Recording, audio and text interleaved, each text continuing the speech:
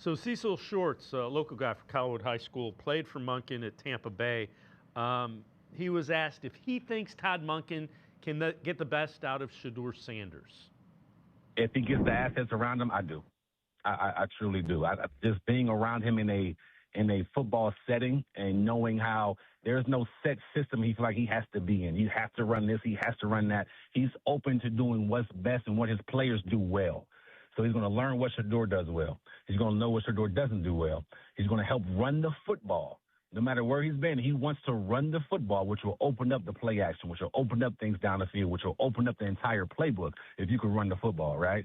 So I do believe he can get the best out of Shedeur, but also that comes with, like I just mentioned, you've got to get the offensive line in there. You've got to figure out ways to add pieces, develop DeJuan Jones, develop these guys, maybe bring some of these older guys back, or go out and spend some money. And I don't know the cap space situation. I know it's kind of shifty or kind of icky with you still paying Deshaun and others, right? But you got to figure out ways to get that offensive line bolstered big time. If you can do that, I think you'll see some good things from Shedeur.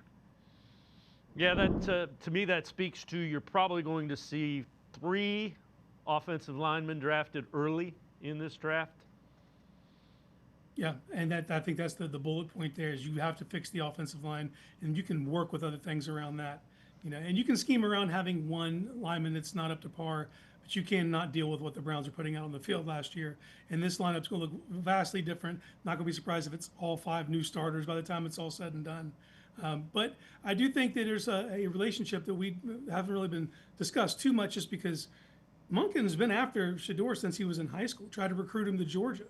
The Baltimore Ravens were interested in drafting him last year. So when you hear that kind of connection, I think he kind of already has a plan in place, or at least a vision for what could be with Shedeur Sanders. So it'll be interesting to see how they work together.